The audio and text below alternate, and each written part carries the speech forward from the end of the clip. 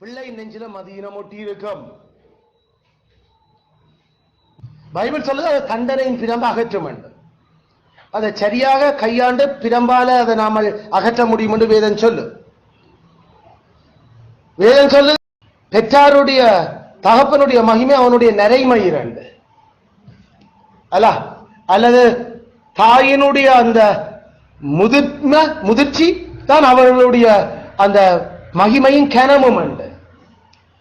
நீதிமொழி அதோட என்னது சொல்ற வாரம் அவர்களுடைய பட்டறிவு என்று நாம சொல்லுறோம் அனுபவமும் அந்த அறிவுகளை அடைகிறதுக்கு அவர்கள் கர்த்தருக்குட்பட்டு வளர்க்கப்பட்டிருந்தா வேத சத்தியங்களினால வேத வார்த்தை கொடுக்கிற அந்த ஆறுதல் பொறுமை அவர்களுக்குள்ள பெருகி இருக்கும்.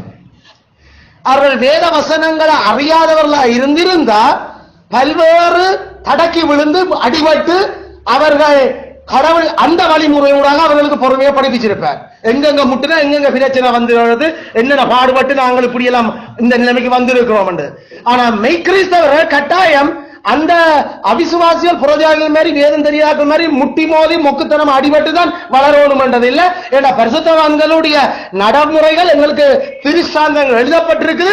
நாங்கள் விழாம நடக்கிறதுக்கு நாங்கள் முட்டி மோதி மூக்குடவட்டு அதார பாடம் படிச்சிட கூடாது என்பதுக்கு தான் வேதம் எங்களுக்கு பரிசுத்தவான்களுடைய நடைமுறைகள் எழுதி வச்சிருக்குது. அதனால அவற்றை சொல்ல கேட்டு செவி கொடுத்து அதன்படி நடக்கிறவர்கள் அவர்களுடைய கால்கள் இடறுவது இல்லை.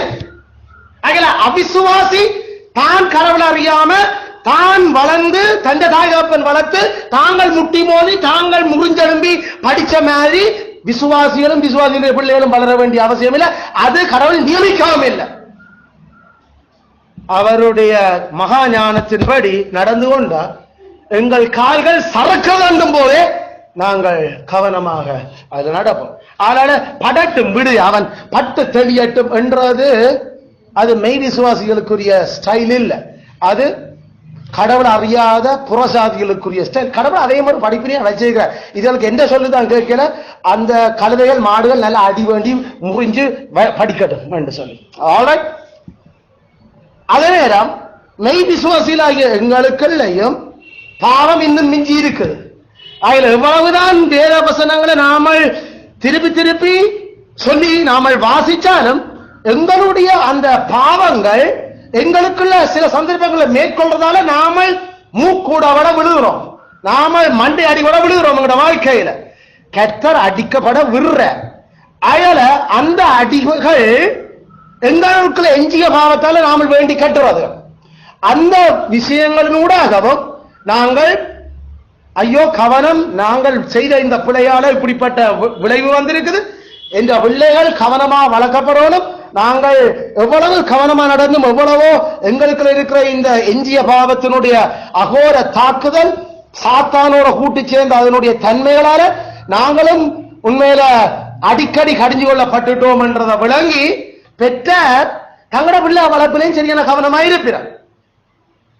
மெய் விசுவாசிகள் கூட ஆயால விசுவாசியோ அவிசுவாசியோ ஏதோ ஒரு விதத்துல அவர்கள் முழு பாவத்துல இது எஞ்சிய பாவத்துல இது வெளிச்சங்களோட அது வெளிச்சமே இல்லாம பல பட்டறிவுகளை பெற்றிருப்பினர்.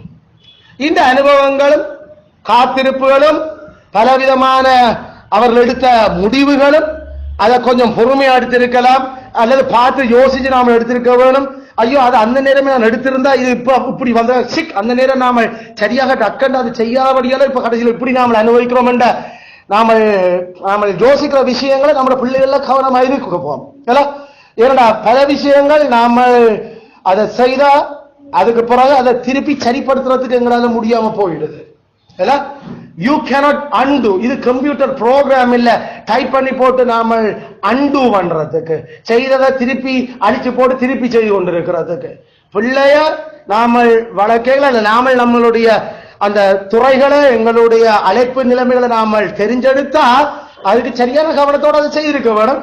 அந்த காலமோடி சென்றா அதோட முடிஞ்சது. அது திருப்பி நாம என்ன செய்யறதுன்னு சொன்னாலும் ஒன்றும் செய்ய இயலாது. இந்த விஷயங்களால எங்களுடைய பிள்ளைகளுக்கு இந்த விதமான அந்த பொறுமை இழப்புகள் அல்லது அவர்கள் பொறுமையா இருக்க வேணும் அல்லது அவர்கள் சரியாக இதை முடிவு பண்ணிட வேணும் என்றதை நாம அந்த நிலைச்சு நிற்கிற நன்மைக்காக நாங்கள் பாடுபடுவோம் பெற்றார். ஏன்னா நாம தற்காலிகமான சில நன்மைகளுக்காக அப்படி சரார் முடிவுகள் எடுக்காது, அல்லது முடிவெடுக்காம காலம் தாழ்த்தினார். எடுக்க வேண்டிய நேரங்களில் சரியான முடிவையோ நாம எடுத்ததோ எடுக்காம போனதாலோ அதனால நாம நிலைச்சு நிக்கிற பிரியோசனங்களை அடையாம போயிட்டோம். இது எங்கட பிள்ளைகளுடைய வாழ்க்கையும் கத்திர இப்படித்தான் எங்களுக்கு படிப்புகிறாங்க. பிள்ளை வளர்ப்பு ஆகல எங்கட ஆட்சி பெற்றாற்ற ஆட்சிக்குள்ள இருக்கிற பிள்ளைகள் அவர்கள் எப்பயுமே அந்த அவசர தன்மைகள் பைபிள் சொல்லுது. அவர்களுடைய அந்த அந்த அந்த இளைஞர்களை பற்றி வேதம் கதை கேட்கல, அல்லது பிள்ளைகளை பற்றி வேதம் கதை கேட்கல. இல்ல அது எதுவுமே உடனே அவசரப்படுகிற தன்மை வேதம் கூட காட்டுது. எலிசாவை பார்த்து மொட்டந்தலியா ஏறிப்போ என்று சொன்னது குழந்தை பிள்ளைகள் இல்ல, அது டீனேஜர்ஸ், அவர்கள் விளங்குறையாக்கள். ஆனா அவர்கள் அப்படியான ஒரு கேலி நக்கலுக்குள்ள போறதுக்கு அவர்கள் ஒரு ஃபன் நினைச்சுனா, ஆனா வந்த கரடிகள் பிச்சறிஞ்சிட்டு போச்சுது 40 பிள்ளைகளை. நாம சில ஃபன் அதை என்ன அதுக்கு அத விளைவு என்ன வரும் என்றது தெரியாம பிள்ளைகள் தங்களுடைய அந்த முதிர்ச்சியற்ற தன்மைகளில உடனடியாக இறங்கேக்கல்ல அதெல்லாம் பெற்றார் விளங்கியிருக்க இதை என்னத்தை கொண்டு வரும் என்றபடியால அவர்கள் பிள்ளைகளுடைய அந்த திருமண ஏனைய விஷயங்கள்ல பெற்றாருடைய அந்த நிலைச்சு நிற்கிற அந்த நன்மத்துவங்களை விளங்குறதுக்கு வேதம் படிப்பிச்சு கொண்டு இருக்குது. பைபிள் சொல்லுது பிரசங்கி 11 உன்னுடைய விதைகளை நீரில நீ போடு, அநேக நாட்களுக்கு பிறகு நீ அதனுடைய பலனை காண்பார். எங்களை எல்லாருக்கும் இன்ஸ்டன்ட் டக்கு விஷயம் முடியணும் என்ற நாங்கள் பொதுவாக எதிர்பார்க்கிறோம். அது எங்களுடைய அந்த பாவ சுபாவத்தில் இருக்கிற முக்கியமான பிரச்சனை. அதில் எங்களுக்கெல்லாம் டக்கு விஷயம் நடக்கும் வேணும்.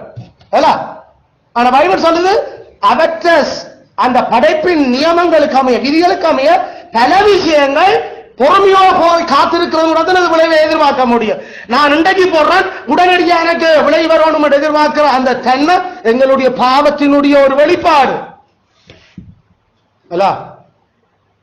பாவம் இவ்வளவு தெளிவாக பூர்ணமாக படைக்கப்பட்ட ஆதாம் ஏவாளும் தாங்கள் டக்கண்டு தேவர்கள் போல் ஆகணும் என்று விரும்பிச்சினார். அதனால நாங்களும் டக்கண்டு கடவுள் ஆகணும், அதனால அவளுக்கு தேவைப்பட்டார். அதில் இந்த டக்கண்டு இந்த பொறுமை இல்லாம அவசரப்படுற அதை செய்யறதுக்கு கடவுளுடைய சட்டங்கள் என்ன சொல்லுதுன்றதை விளங்காம சடாரண்டு டக்கண்டு கெதியா வரணும் என்று சொல்றது பைபிள் போன் பண்ணுது. கெதியா என்று நீ யோசிக்கிறதுல படுபயங்கரமான பாவம் இருக்கு. எப்பயுமே அந்த கெதி பண்ணுற விஷயங்கள்ல கவனம் நமக்கு அதிகம் தேவை. நாங்கள் கடவுள் காரியங்கள்ல கெதி பண்றத வேதம் எங்களுக்கு ஊக்கப்படுத்துது. உங்க ஏர்லி லைஃப் ஏர்லி ஏஜ் உங்க சிறு வயதிலேயே கர்த்தரை தேட நீ பழக்கப்படு. அத பைபிள்ல அதிகாலமே என்ன தேடு என்று சொல்ற ஒரு சொல்லாக அதை தமிழ் டிரான்ஸ்லேஷன்ல போட்டுட்டேன். ஆனா ஆங்கிலத்துல ஏர்லி மார்னிங் தேடு என்று சொல்லே இல்லை. இன் யோர் ஏர்லி லைஃப் உங்க வாழ்க்கை வயதுகள தொடக்கத்துக்கு கடவுளை தேட பழகிக்கோள். அவற்ற வாசல் நிலையிருந்து காத்திருந்து அவற்ற ஞானங்களை ஆலோசனை பெற்றுக்கொள். வயசு தொடக்கத்திலேயே காலத்தை போக விட்டு போட்டு அப்படி செய்கிறார் என்ன வேதம் சொல்லு. அதனால காத்திருந்து அவருக்கு பொறுமையோட இருந்து இந்த விதமான அந்த கிருபைகள் கர்த்தர் பெற்றார்ல நிறையவே பழக்கி வச்சிருக்கிறார். ஆகிய பிள்ளைகள் பெற்றாற்ற சம்மதம் இல்லாம தங்களுடைய திருமணத்துக்குள்ள நுழையறதுக்குள்ள முக்கியமா அப்ப பங்கு செலுத்துறது என்ன? அவர்களுடைய பொறுமையின்மையும் அவர்களுடைய அனுபவமின்மையும். அதால அவர்கள் நாசத்துல பெற்றாற்ற சம்மதம் இல்லாம கல்யாணம் செய்திருந்தார். உங்களுடைய குடும்பங்கள் தெரியும் எவ்வளவு நாசம் அறுப்ப நீங்கள் அறுப்பீர்கள். பெற்றார் சம்மதம் என்றா அவர்களுடைய விருப்பத்தை கேட்டு போட்டு மனுஷி ஆகாம ஓடி போய் அல்லது அவருடைய விருப்பத்துக்கு எதிர்த்து நின்று கொண்டு கல்யாணம் செய்திருக்கக்கூடியவராவது இருந்திருந்தா நான் ஏற்கனவே சொல்லியிருக்கிறேன். நீங்கள் கிறிஸ்தவர் ஆகிறதுனால கடவுள் அந்த கற்பனைகளுக்குரிய தண்டனை மீறுகைகளை அவர் அகற்றி போடுறவர இல்ல. உனக்கு ஆண்டவர் நித்திய ஜீவனை தருவ. நீ குமாரனாகிய கிறிஸ்து மேல விசுவாசமானபடியால நித்திய வாழ்க்கை உனக்கு இருக்கும். ஆனா இந்த உலக வாழ்க்கையில அதுக்குரிய அந்த தண்டனையை நீ அனுபவிக்க கடவுள் வைப்ப. ஏண்டா பைபிள் சொல்லு அல்ல, நீதிமானுக்கு இந்த பூமியில சரி கட்டப்படும். என்ன சரி கட்டுறது? கடவுளோட சட்டங்களை மீறி நடக்கிறதால வந்த பிரச்சனை. அது முக்கியமா திருமண வாழ்க்கைக்கு தகப்பன் தாயினுடைய சம்மதம் எடுக்காம லவ் பண்ணினது, அதாவது நீ விரும்பினது உண்ட பெற்ற, அதால அவர்களுடைய விருப்பம் இல்லைன்னு தெரிஞ்சும் நீ அதை நான்கு கொண்டு ரெண்டு கல்யாணம் செய்ய யோசிச்சது, அல்லது அவர்கள் நான் கல்யாணம் செய்து தான் போறோம் நாம அங்க ஒழுங்கீனமாக ஒழுங்கும் கிரமம் இல்லாம அந்த திருமணம் ஒன்றுக்குள்ள நுழைஞ்சு ஓட்டு பிறகு என்ன செய்யறது, பெற்ற கட்டாயம் சேர்த்துக் கொள்ளுகிறோம் என்ற ஒரு அடிப்படைக்குள்ள அப்படிப்பட்ட ஒரு அந்த உலகத்தவற்ற ஸ்டைலுக்குள்ள நுழைகிறது. அல்லது பெற்றார் அவன் விரும்பித்தான் இனி என்ன செய்யறது, கட்டி வைப்போம் என்று பெற்றார் அவர்கள் இனிமேல் என்ன செய்யறான்னு கட்டி வைக்கிறது. அப்ப வரைக்கும் அவருடைய அந்த அதிகாரம் அவர்கிட்ட இருந்தது, அதை கட்டி வைக்காம நிப்பாட்டுறதுக்கு. அதனால இதுகள் எல்லாம் கொண்டு பெற்றார் தங்களுடைய அதிகாரத்தை துஷ்பிரயோகம் செய்தது, பிள்ளைகள் தங்களுடைய பொறுமை இழப்புகள் தங்களுடைய மூடத்தனங்களால அதுக்குள்ள நுழைஞ்சது. நினைக்கலாம் சில வழியில நாங்கள் உழைச்சு இப்ப நல்லா இருக்கிறோம் என்று, ஆனா எது நன்மை என்று நாம் முடிவு பண்ணுறோம். காசு இருந்தா நன்மை என்று நினைக்கிறீங்களோ, அந்த காசு எப்படி செலவழிஞ்சு போகுதுன்றது உனக்கு தெரியுமோ? நீ எவ்வளவு உழைக்கிற, எவ்வளவு உனக்கு இருக்குது, எவ்வளவு நீதிமான் தன் பிள்ளைகளுக்கும் பிள்ளைகளின் பிள்ளைகளுக்கும் சேர்த்து வைக்கிறான். நீ பெற்றாருடைய சம்மதம் இல்லாம கல்யாணம் செய்தால நீ சொல்ல நல்ல வேலையில இப்ப இருக்கிறான் தான் என்று யோசிக்கலாம். ஆனா எவ்வளவு நீ இந்த பிள்ளைகளும் பிள்ளைகளும் பிள்ளைக்குமா செய்து வை, எவ்வளவு நீ இப்ப கடவுளுக்கு மகிமையா அதுல வாழ்ந்து கொண்டிருக்கிற. அது மட்டும் இல்ல, எவ்வளவு உடல் சுகமும் போஷாக்குமா உங்க பிள்ளைகளை வளர்க்க ஞானம் இருக்குது. அதாவது நீ எந்த அளவுக்கு சமாதானம் வீட்டுல வாழற, உன்னுடைய பிள்ளைகளுக்கும் நீ மனசுக்கும் வேண்டியத எது சரி எது கொடுக்கணும் என்ற அந்த ஞானங்கள்ல நீ எந்த தூரத்துக்கு ஆலோசனைகளை பெற்று நீ நுழைகிறதுக்கு முனைகிற. நீ கல்யாணம் செய்யக்கல பெற்றாட்ட சம்மதம் இல்லாம செய்துட்டு எந்த முகத்தோட போய் புள்ள வளர்ப்புக்கும் ஏனிய விஷயங்களும் பெற்றாட்ட முகத்துக்கு முன்னுக்கு போய் நிற்ப. அதனால நீயே பெற்று நீயே பார்த்துக்கோள், நீயே தேடி நீயே செய்துக்கோள். நாங்கள் அப்பயும் சொன்ன வேண்டாம் வேண்டாம் என்று இப்ப அது என்ன தெரிய செய்கிறது, இப்ப அது என்ன தெரிய செய்கிறது. அதான் சொல்றோம், நிலைச்சு நிக்கிற நன்மை ஏற்கனவே அவர்கள் விளங்கி இருக்கிறேன். நமக்கு தற்காலிகமான அந்த உடலுக்குரிய நாம வேதம் சொல்ற மாதிரி அந்த கொஞ்ச காலம் அந்த மகிழ்ச்சியா தோன்ற அந்த சில அற்ப அந்த ஆவல் சந்தோஷங்களுக்காக மற்றவன் வாழையிலையா அவன் வாழையிலையா இவன் வாழையிலையாண்டு வேதம் எப்படி வாழணும் எப்படி வாழ்க்கையை தொடங்கணும் என்று சொன்னதை விட்டு போட்டு கர்த்தரையும் அவற்ற சட்டத்தையும் மதிக்காம செய்த அந்த விஷயங்களால கடைசியில எவ்வளவு நன்மைகள் இழக்கப்படுது. அதனால இந்த காரணத்துக்காகவும் பெற்றார் பிள்ளைகள் கட்டாயம் பெற்றாருடைய சம்மத்தை பெற்றிருக்க வேணும். பெற்றாருடைய அனுபவமும் பொறுமையும் அவர்களுக்கு நிலைச்சு நிற்கிற நன்மை என்னன்றது காட்டி இருக்குது. பிள்ளைகள் அனுபவம் இல்லை, அவர்கள் பொறுமை இல்லாதையாக்கள், அதனால அவர்கள் அதை கவனிக்க வேணும். அதில் இந்த நியாயமான காரணங்களினால வேத வசனங்களினால திருமணம் செய்யக்கல சம்மதம் பெற்று செய்கிறது தான் கீழ்ப்படிவாக இருக்கும். அதுக்கான நியாய காரணங்கள் இவ நாமல் விளங்கி கொள்ளும். இப்ப ஒரு சில விஷயங்களை நாம சுருக்கமா பார்க்க போறோம். ஒரு சில கேள்விகள். ஒன்று, பெற்றார் பொருத்தமில்லாத துணைகளை பிள்ளைகளுக்கு தேடி கொடுத்தா என்ன செய்கிறது, அது எப்படி, அந்த நிலைமையில என்ன செய்கிறது? அன்பிட் மேட், பொருத்தமற்ற துணையை பெற்றார் பிள்ளைகளுக்கு கொண்டு வாருங்க. அப்ப என்ன செய்கிறது? பெற்றாருக்கு கீழ்ப்படிய வேணும் என்றால் இவ பெற்றார் பொருத்தமில்லாத துணை, அன்பிட் மேட், பொருத்தமற்ற துணை. அதுல பொருத்தம் இல்லையா என்ற விஷயத்துல நாங்கள் முதலாவது கவனிக்க வேண்டியது எது பொருத்தம் இல்லை என்றது வேதமங்களுக்கு கதைச்சு கொண்டிருக்கு. அதனால திருமணம் செய்யற அந்த ஆண் அல்லது பெண் தனக்கு பொருத்தமான ஆளா பொருத்தம் இல்லாத ஆளா என்றத அவர்கள் கவனிக்க வேண்டிய 7-6 தகுதிப்பாடுகள் நாங்கள் 2ஆம் பிரபந்தத்தில் நாம கதைச்சிருக்கிறோம்.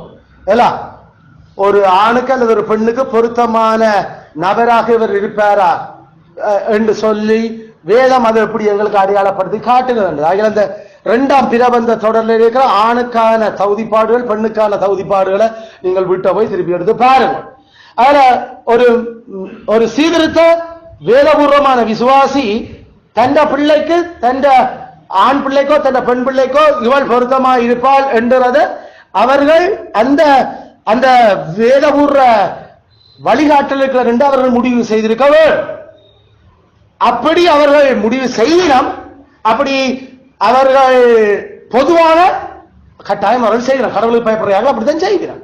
அதுல பிள்ளைகள் இதுக்கு மிஞ்சி இல்ல அவன் எனக்கு பொருத்தம் இல்லை, இல்ல அவள் எனக்கு பொருத்தம் இல்லை என்று யாராவது சொல்லுறோம் என்றா அந்த வேதம் காட்டுற வழிகாட்டலுக்கு எந்த பெற்றார் பிழைச்சிருக்கிறோம் என்றத ஜபத்தோட பெற்றாரிட்ட செஞ்சுதலாக பயபக்தியோட வெளிப்படுத்த வேண்டும். கவனித்துக் கொள்ளுங்க. எங்க பெற்றார் அதுல இருந்து பிழைச்சிருக்கிறோம் என்றத ஜபத்தோட கெஞ்சுதலாக பயபக்தியோட பெற்றாருக்கு பிள்ளைகள் வெளிப்படுத்தவர். பிள்ளைகளுக்கு அத பெற்றாருக்கு அப்படி சொல்லியும் அவர்களால அது நிறைவேற்றப்பட அது அடையப்பட முடிய இல்லை என்றா அவர்கள் வேதம் வச்சிருக்கிற பொருத்தமான கருவிகளை பயன்படுத்தவர். நாம கழிச்சு கொண்டிருக்கிறது தேவபக்தி உள்ள பெற்றாருக்கு. அதனால ஆசாரியன அல்லது வேத அல்லது தேவபக்தி உள்ள சபையில் இருக்கின்ற அங்கத்தவர்களை பயன்படுத்தவர். நாங்கள் இப்படி கதைச்ச நாங்கள் இப்படி சொன்னாங்க கெஞ்சலோட இன்னும் அவரோட விஷயங்களை நாங்கள் அந்த முறிக்கல. ஆனா எங்களுடைய சம்மதம் இன்மையை அவர்களுக்கு தெரியப்படுத்தினாங்க. ஆனா இன்னும் அது எங்களுக்கு சரி வருவதில்லை. இன்னென்ன காரணம் இருக்குது, இன்னென்ன விஷயங்கள் இருக்குது என்று நாம தெரியப்படுத்தலாம். இது 2வது முறை.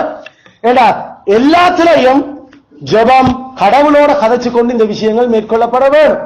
நீதிமொழி 21 சொல்லு மனுஷனுடைய இருதயம் கெட்ட கையிலான் இருக்குது. அவரோட கதைச்சு அவற்றை சித்தத்தின்படி அவர்கள் செய்யவில்லை என்றதை சொன்னா அவர் எப்படி வாய்க்கால் வட்டி விடுற மாதிரி அவருடைய இருதயங்களை மாத்துறாரு. அதனால கடவுள் கட்டாயம் தந்த சித்தப்படி இதுல செய்யாம பெற்றார் அந்த பொருத்தம் இல்லாத ஆளை கொண்டு வாரினம் என்று சொன்னபடியால மண்டாட்டோட கெஞ்சலோட கடவுளோட அவர்கள் ஈடுபட்டு புலம்பி அழுது உபவாசத்தோட மன்னிப்புகளோட கெஞ்சலோட செயல்பட கடவுள் கட்டாயம் அவர்களுடைய இருதயங்களை மாற்றார். எங்களுடைய ஆண்டவர் கல் இல்ல, எங்களுடைய கடவுள் ஈரோடு உண்மையான தெய்வம். ஆயால பயபக்தி ஏற்கனவே பார்த்துட்டோம். பயபக்தியோட அது நேரம் தேவபக்தியான கருவிகள் பயன்படுத்தப்படுறாங்க அதை செய்யறதுக்கு.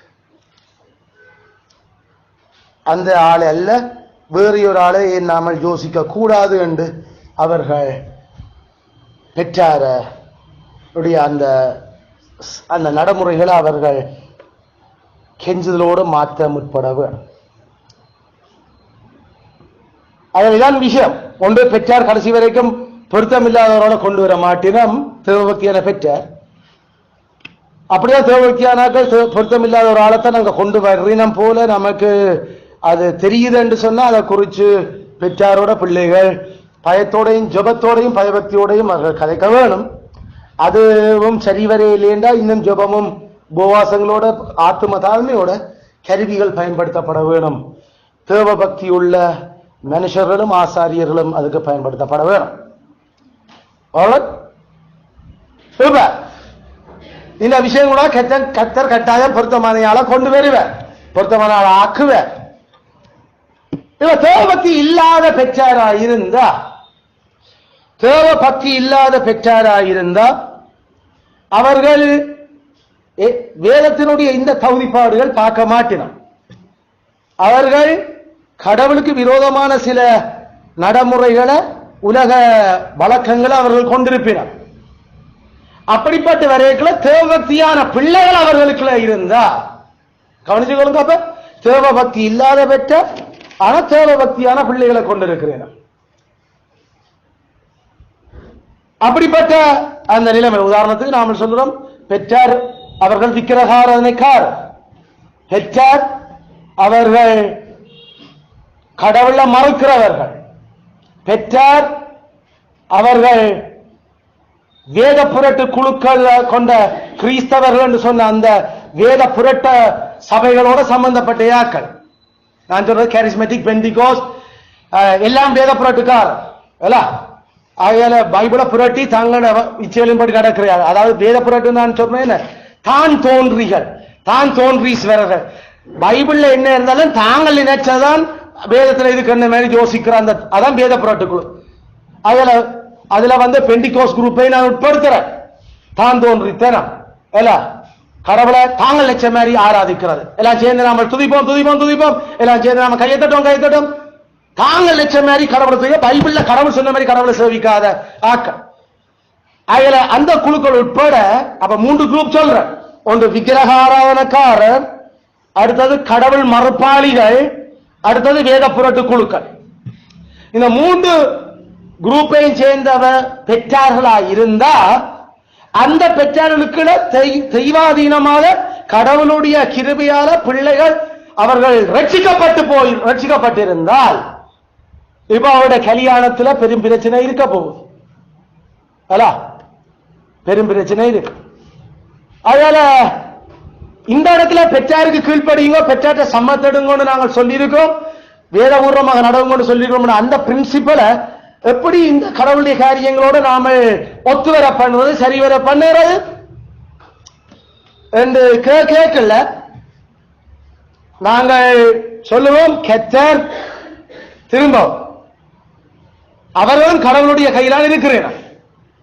தேவன் நாம கெஞ்சலோடும் விண்ணப்பத்தோடும் அந்த திருமண விஷயங்கள், அந்த மேட்ச் மேக்கிங் அல்லது அவர்கள் திருமண பொருத்தங்களை இணைக்கிற விஷயங்கள்ல எங்களுக்கு தெரியுது அவர் விக்கிரகாரனைக்காரர், அந்த திருமணத்தில் என்னோட வரப்போற புருஷன் மனசி அல்லது அப்படிப்பட்ட ஆட்கள் கடவுளை குறிச்சு கொஞ்சமும் அவர்கள் கடவுளை பற்றி யோசிக்காம உலகத்தாக்கள் மாதிரியே நடக்கிற அந்த பிழைக்கிறையாக்கள். அதாவது கடவுள் ஒரு பக்கம் இருக்கட்டும், அதை நாம செய்து கொள்வோம் என்று சொல்ற அந்த கடவுள் மறுப்பாளர்கள், அல்லது என்ன இருந்தாலும் ஐயோ இயேசு இயேசு இயேசு, நாங்கள் பைபிள் பைபிள் பைபிள் என்று சொல்லிக்கொண்டு ஆனா இயேசுவுக்கும் அவமானமும் பைபிளுக்கும் அவமானமா நடக்கிற மொக்கு கிறிஸ்தவர்கள். அதான் இந்த வேத புரட்டுக்குழு.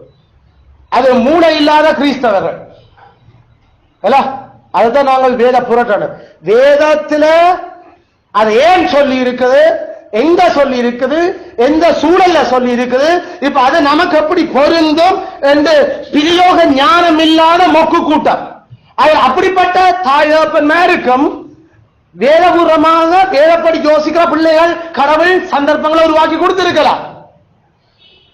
ஆகல இப்படிப்பட்ட நிலைமைகள்ல எப்படி அவர்களோட இந்த விஷயங்களை ஈடுபடுறது என்று வரைக்குள்ள அந்த பிள்ளை, அந்த மகனோ மகளோ கடைசி வரைக்கும் நான் இப்படிப்பட்ட செய்ய மாட்டேன் என்று தன் விசுவாசத்துல உறுதியா நிற்குது. அப்ப இந்த இடத்துல யாரு இப்ப பிழைக்க தொடங்குறது? பெற்றார். பெற்றார் பிழைக்கிறேன். ஆனா பிள்ளை உறுதியா நிற்குது, நான் செய்ய மாட்டேன் என்று. இல்ல பிள்ளையும் இல்ல பரவாயில்ல நான் செய்வேன் என்று சொன்னா அதுக்கு காரணம் அந்த பிள்ளையில இருக்கிற அறியாமைகள் அல்ல அந்த பிள்ளையினுடைய பாவங்கள். ஏண்டா வேதபூர்வமான கடவுளுக்குள்ள உண்மையாக அந்த இருக்கிற யாருக்குன்னா கடைசி வரைக்கும் இதுகளுக்குள்ள நுழைய மாட்டேன். கல்யாணம் இல்லாட்டியும் பரவாயில்லை, நாங்கள் நித்திய ஜீவன் இல்லாம போகிறார். அதுதான் உறுதியா இருக்கு. அதுக்காக நாம அவிசுவாசிகளை, விக்கிரகக்காரரை, மூளை இல்லாத மொக்கு கிறிஸ்தவர்கள் எல்லாம் கல்யாணம் செய்ய இயலாது. அவிசுவாசி அல்லது நாத்திகர்களை, கடவுள் மறுப்பாடிகளை. இப்ப இந்த விஷயங்கள்ல நாங்கள் வேதத்தை கையாளுறோம். திரும்ப பிள்ளைகளுடைய சம்மதம் இல்லாம ஒரு நாளும் கல்யாணம் நடக்கவும் இயலாது. பைபிள் சொல்லு பிள்ளைகளுடைய சம்மதம் இல்லாம கல்யாணம் நடக்கவும் இயலாது. ரெபேக்காள் கல்யாணம் செய்யறதுக்கு பொம்பளை. இந்த மனுஷனோட நீ போறியாமா? அவங்க கல்யாணம் செய்யறதுக்கு தன்னோட எஜமானுக்கு வந்து கேட்டிருக்காங்க, போறியாண்டு பெற்றார் தந்த பிள்ளைகிட்ட கேட்டார். அங்க போர்ஸ் பண்ணப்பட இல்ல பிள்ளை, பெண் பிள்ளை. she was not forced to get married. பிள்ளையினுடைய சம்மதம் கேட்கப்பட்டது. பிள்ளையோட சம்மதம் இல்லாம ஒரு நாள் கல்யாணம் செய்விக்கவே இல்லை.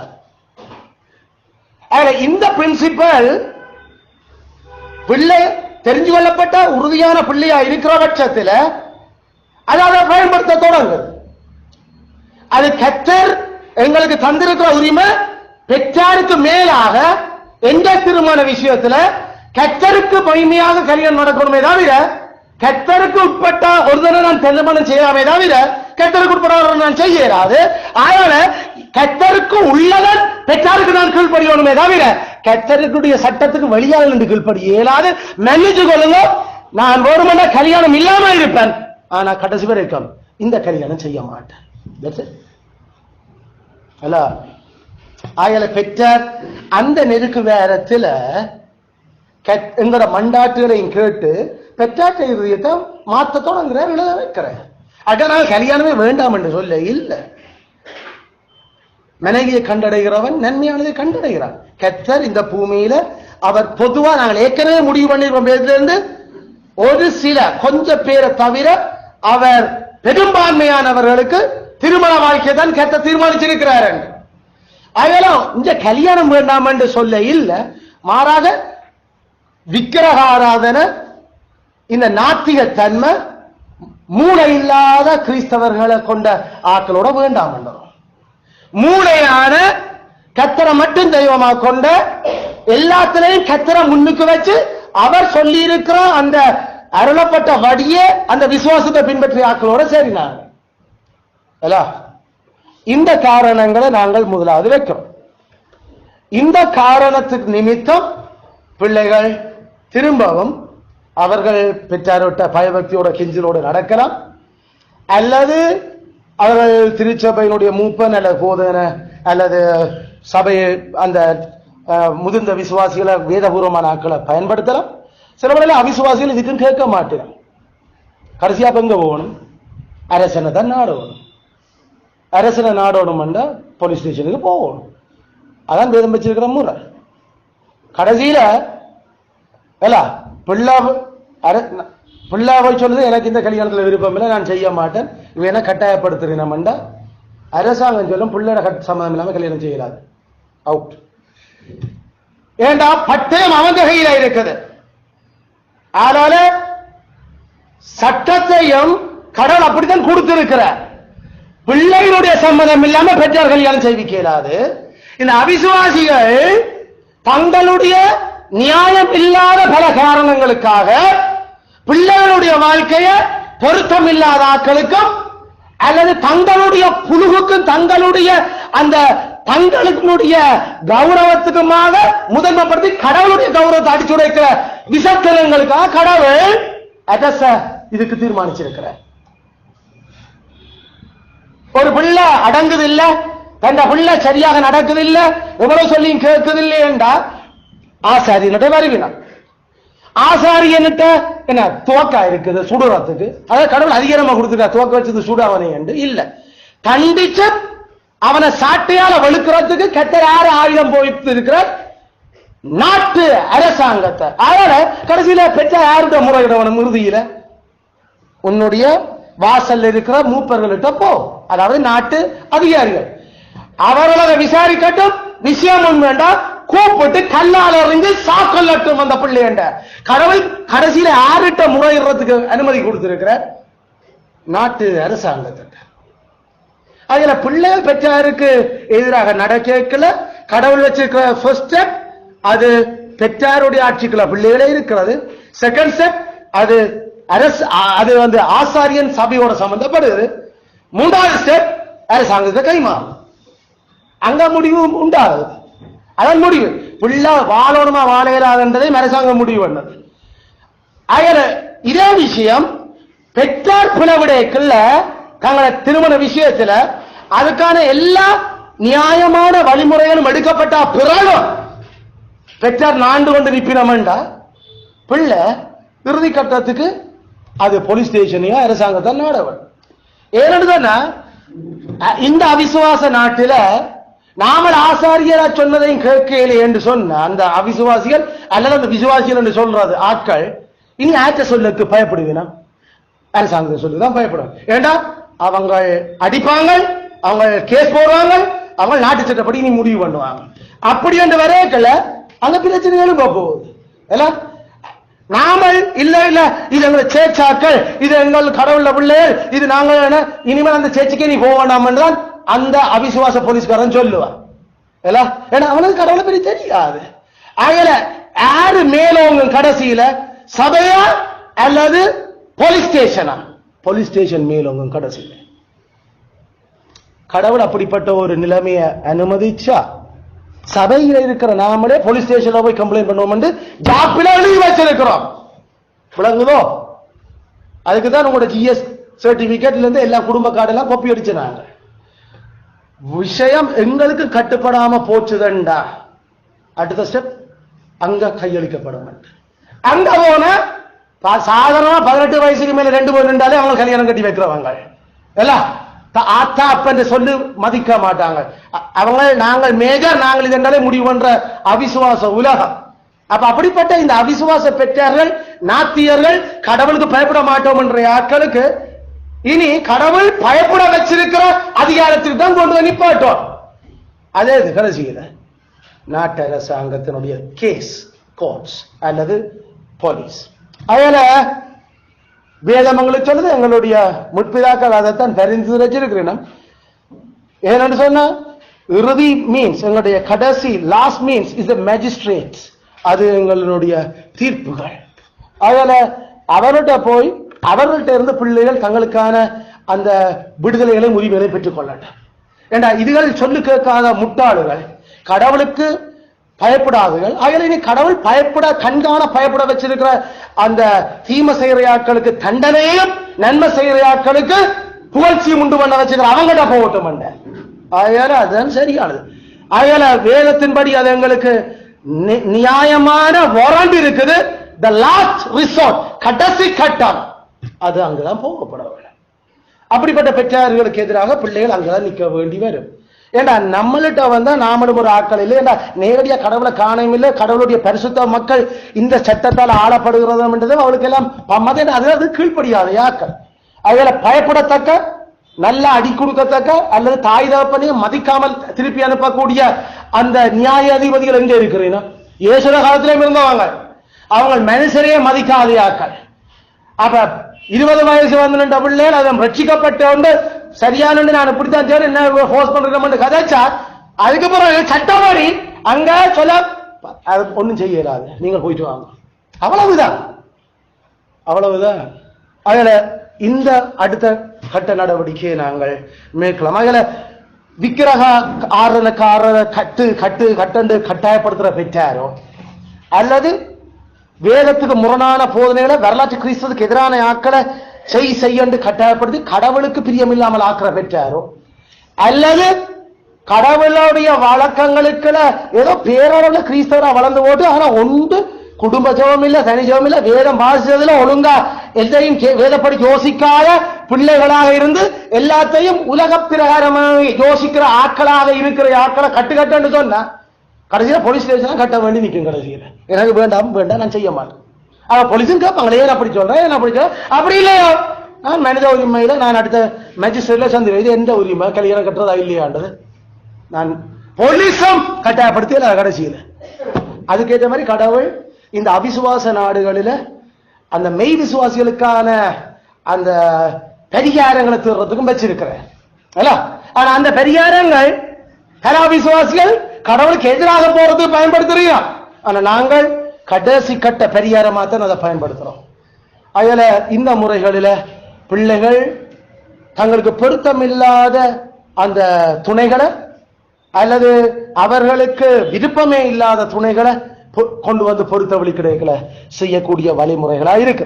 அதுல இதுகளை நாங்கள் மனதில் வச்சிருப்போம். இதுக்கு எதிராக அப்ப வரக்கூடிய பாவங்கள் என்ன? பிள்ளைகள் பெற்றாருக்கு கீழ்ப்படியாம செய்யக்கூடிய கல்யாணங்கள் என்ன, அல்லது கடவுளுக்கு ஏதாவது போகக்கூடிய திருமணங்கள் என்ன என்கிறத அதுக்கான சில விஷயங்களை நாங்கள் அடுத்த முறை பார்க்க இருக்கோம். கத்தரானே எங்களோட பிள்ளை வளர்ப்புகள்ல பிள்ளையானவன் வளர்க்கப்பட வேண்டிய வழியில வளர்ப்போம். அது கத்தருக்குள்ள சரியாக வளர்ந்து நிற்கும். பிள்ளைய அவளுடைய விருப்பத்துக்கு விட்டுடாம வளர்ப்போம். ஏண்டா அது திருமண விஷயத்துல தண்ட விருப்பத்துக்கு நிக்க வலிக்கிடும். அதுல சாப்பாடு சீத்துறதுல இருந்து, உடுப்பு போடுறதுல இருந்து, கூட்டிக் கொண்டு போடுறதுல இருந்து, எப்ப குளிக்கிறதுல இருந்து, என்ன ஒழுங்குகள்ல செய்யப்படணும் ஒரு நாளும் பிள்ளைகளுடைய விருப்பத்துக்கு விட்டுட வேண்டாம். அது பெரும் பெரும் கீழ்ப்படியாம இருக்கிற கலகங்களுக்கு கொண்டு போக தொடங்க. அதில் பெற்றார் எச்சரிக்கப்படுவோமாக. கத்தருக்குள்ள பிள்ளைகளை வளர்க்க வேணும். அதனுடைய அர்த்தம் பிள்ளைகளுடைய விருப்பத்துக்கு ஒரு நாளும் ஒன்றும் செய்ய வேண்டாம். பெற்ற தங்கட விருப்பம் எது நியாயம், எது நல்லது, எது நீண்டு நிற்கும் என்றதை விரும்பி அதன்படி பிள்ளைகள் கேட்குது, அதன்படி பிள்ளைகள் ரிக்வெஸ்ட் பண்ணுதுன்னா சரி. மற்றபடி பிள்ளைகளுடைய அந்த விருப்பத்தை முறிப்போமாக. எல்லாம் எங்களுக்கு தமிழ்லையும் பழமொழிகள் நிறைய இருக்குது. எல்லாம் அடிச்சு வளவாத பிள்ளையும் இல்ல, முறிச்சு வளர்க்காத முருங்கையும் இல்ல, முறிச்சு வள. அது எல்லாம் பைபிள் சொல்லுது. சின்ன வயசுலயே அது சரியாக அதனுடைய விருப்பத்துக்கு விட்டா, தன் விருப்பத்துக்கு விடப்பட்ட பிள்ளையோ தாய்க்கு வெட்கத்தை உண்டு பண்ண. தன் விருப்பத்துக்கு விடப்பட்ட வளர்க்கப்படுற பிள்ளையோ தன் தகப்பன் மானத்தை வாங்கிட்டு நிற்க. ஒரு நாளும் தண்ட இஷ்டத்துக்கு பிள்ளைய ஒரு நாளும் விட்டுடாதீங்கோ. அது தேவபக்தியான பிள்ளையா வளர்றதுக்கு கடைசி வரைக்கும் வந்து நிற்காது. தேவபக்தியான பிள்ளையா நடத்தணும். பைபிள் சொல்லுது அவற்றை ஞானம் நடத்த வேண்டிய வழியில நடத்து.